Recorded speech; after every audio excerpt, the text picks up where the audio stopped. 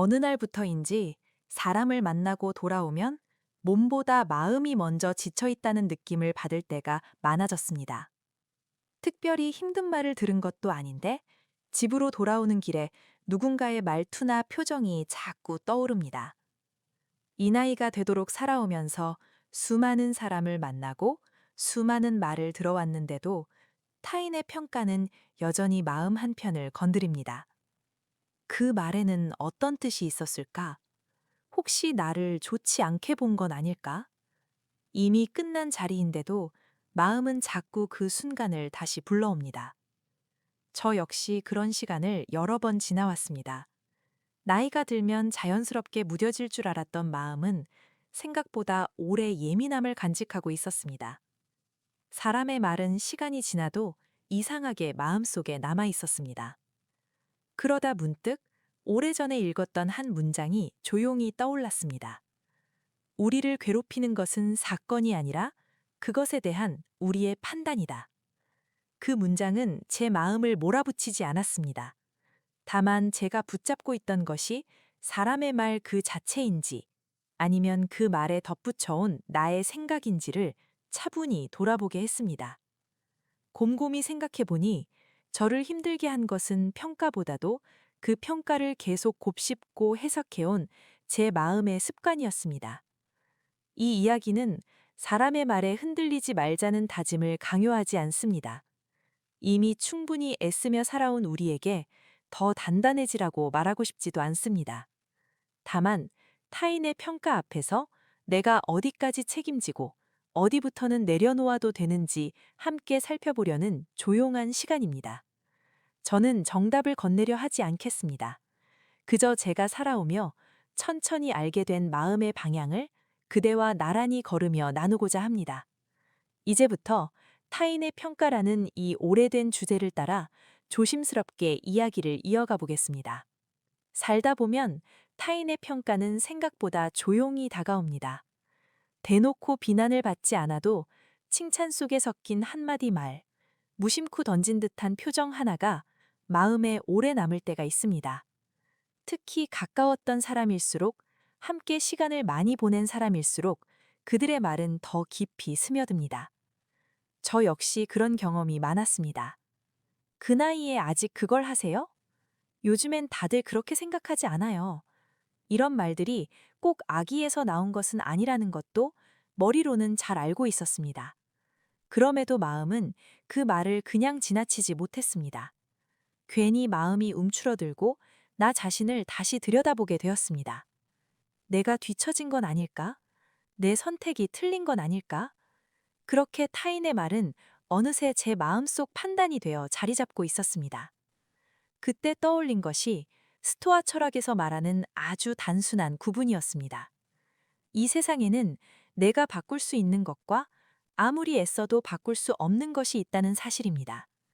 타인의 생각과 평가는 아무리 설명해도 아무리 잘 살아도 완전히 내 손 안에 들어오지 않습니다. 그럼에도 저는 그 통제할 수 없는 영역을 붙잡고 마음의 힘을 쓰고 있었습니다. 사건은 이미 지나갔는데 판단은 제 안에서 계속 이어지고 있었던 것입니다. 그때부터 저는 타인의 말을 들을 때마다 마음속으로 조용히 묻게 되었습니다. 이 말은 사실인가? 아니면 해석인가? 지금 내가 힘든 이유는 상대의 말 때문인가? 아니면 그 말에 덧붙인 나의 생각 때문인가? 이 질문 하나만으로도 마음은 이전보다 조금 덜 흔들리기 시작했습니다. 평가를 없애는 것이 아니라 그 평가와 나 사이에 작은 거리를 두는 연습이었습니다. 이 연습은 마음을 단단하게 만들기보다 오히려 숨을 조금 편하게 쉬게 해주었습니다.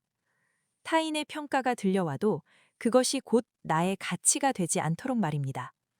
이제 다음 이야기에서는 이 거리를 어떻게 일상에서 지켜낼 수 있었는지, 그리고 그 과정에서 제가 무엇을 내려놓게 되었는지 조금 더 깊이 나누어 보겠습니다. 타인의 평가와 거리를 두겠다고 마음먹었을 때 처음부터 마음이 편안해진 것은 아니었습니다.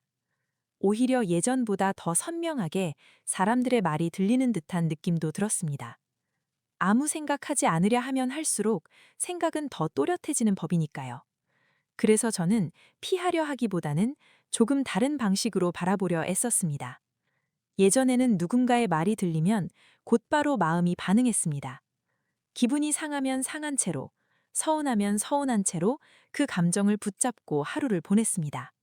그러다 어느 순간부터는 그 말이 마음에 들어오기 전 잠시 멈추는 연습을 해보았습니다. 이 말은 지금 여기서 멈춰도 되는 말일까? 내가 이 말을 끝까지 책임져야 할 이유가 있을까? 이 짧은 멈춤이 생각보다 큰 차이를 만들어 주었습니다. 스토아 철학에서 말하는 사람의 말과 행동은 그 사람의 생각과 삶에서 나온다고 말합니다. 그 말이 옳으냐 그르냐를 떠나서 그것은 그 사람의 몫이라는 뜻입니다. 곰곰이 돌아보니 저는 타인의 몫까지 제 마음 안으로 들여와 스스로를 흔들고 있었습니다. 누군가의 기준으로 제 삶을 재단하려 했던 것입니다. 그 사실을 깨닫고 나니 마음이 조금 가벼워졌습니다. 그 이후로 저는 타인의 말을 들을 때마다 속으로 이렇게 말해보았습니다. 이 말은 저 사람의 생각입니다. 그러나 내 삶의 판단은 내가 직접 해도 됩니다. 이 문장은 마음을 단단히 다잡기 위한 주문이 아니라 스스로를 존중하기 위한 조용한 확인이었습니다. 타인의 평가를 완전히 무시하게 된 것은 아닙니다. 다만 그 평가가 제 마음의 중심까지 함부로 들어오지 못하게 문 하나를 세워두게 되었습니다. 그 문 덕분에 저는 조금 더 제 속도로, 조금 더 제 기준으로 하루를 살아갈 수 있게 되었습니다.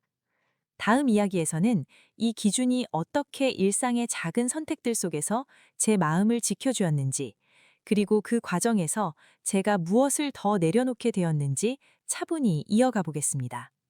사람의 말에 덜 흔들리게 되었다고 해서 삶이 갑자기 고요해지는 것은 아니었습니다. 여전히 예상치 못한 자리에서 뜻밖의 말이 날아들었고, 그 말은 때로 예전처럼 마음을 건드리기도 했습니다. 다만 예전과 달라진 점이 있다면 그 말이 마음속에 머무는 시간이 조금씩 짧아졌다는 것이었습니다. 예전에 저는 한 번 마음에 걸린 말을 며칠이고 곱씹었곤 했습니다. 잠자리에 누워서도 다음 날 아침에도 그 말이 다시 떠올랐습니다. 그러다 보면 그 사람의 평가가 어느새 제 사람 전체를 설명하는 듯 느껴지기도 했습니다. 그러나 이제는 그 말이 떠오를 때마다 조용히 마음속으로 선을 하나 그어봅니다. 여기까지는 들을 수 있습니다. 그 너머는 제 몫이 아닙니다. 스토아의 가르침 가운데 제가 가장 오래 붙들고 있는 생각은 이것입니다. 내가 통제할 수 없는 일에 마음의 힘을 모두 써버리면 정작 내가 돌봐야 할 삶에는 쓸 힘이 남지 않는다는 사실입니다.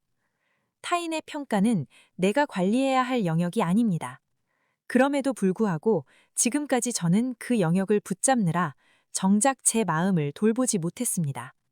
그 사실을 인정하는 데에는 생각보다 긴 시간이 필요했습니다.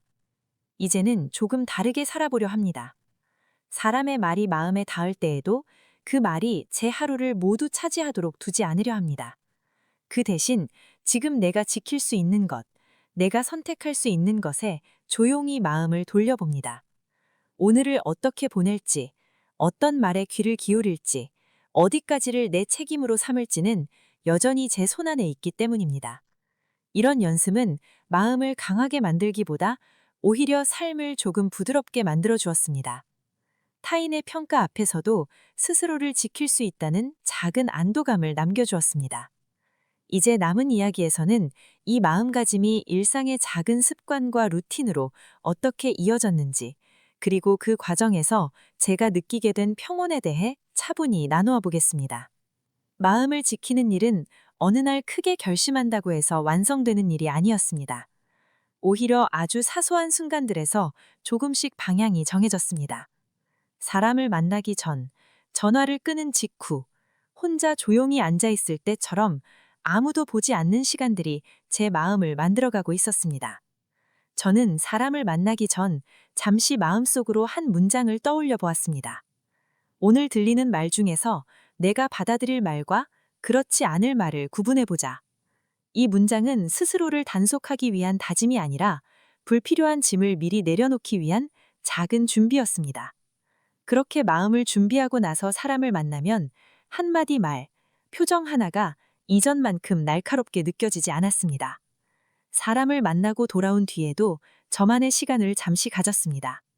그날 들었던 말 가운데 마음에 걸리는 것이 있다면 종이에 조용히 적어보았습니다. 그리고 그 옆에 이렇게 덧붙였습니다. 이 말은 사실인가? 아니면 해석인가? 막상 글로 적어놓고 보니 많은 말들이 제 생각 속에서만 커졌다는 사실을 차분히 마주하게 되었습니다. 그 순간 타인의 평가는 생각보다 힘이 약해졌습니다. 이런 작은 루틴은 삶을 크게 바꾸지는 않았습니다. 그러나 하루의 끝에서 마음이 조금 덜 무거워지게 해주었습니다. 사람의 말에 하루를 맡기지 않고 내가 선택한 마음으로 하루를 마무리할 수 있게 되었습니다. 이 나이가 되어서야 비로소 알게 됩니다. 마음을 지키는 일은 세상과 싸우는 일이 아니라 나 자신을 돌보는 일이라는 것을 말입니다. 이제 마지막으로 이 긴 이야기를 마무리하며 그대께 조용한 인사를 건네려 합니다. 이렇게 이야기를 나누고 나니 타인의 평가라는 것이 완전히 사라질 수는 없다는 생각이 듭니다. 사람과 함께 살아가는 한 말과 시선은 늘 우리 곁에 머물 것입니다. 다만 그 말들이 어디까지 들어올지를 정하는 일은 여전히 우리에게 남아 있습니다. 저 역시 여전히 사람의 말에 마음이 흔들릴 때가 있습니다. 그러나 예전과 다른 점이 있다면 그 흔들림 속에서도 스스로를 잃지 않으려 한다는 것입니다. 이 말이 내 전부는 아닙니다. 이 조용한 문장이 마음을 다시 제자리로 돌려놓아 줍니다. 그렇게 저는 타인의 평가와 나 사이에 조심스러운 거리를 두며 살아가고 있습니다. 스토아의 가르침은 삶을 냉정하게 바라보라는 말이 아니었습니다. 오히려 내가 책임질 수 있는 것에만 마음을 쓰라는 따뜻한 조언에 가까웠습니다. 사람의 생각은 그 사람의 몫으로 남겨두고 내 삶의 방향과 태도는 내 손으로 조용히 붙잡는 것.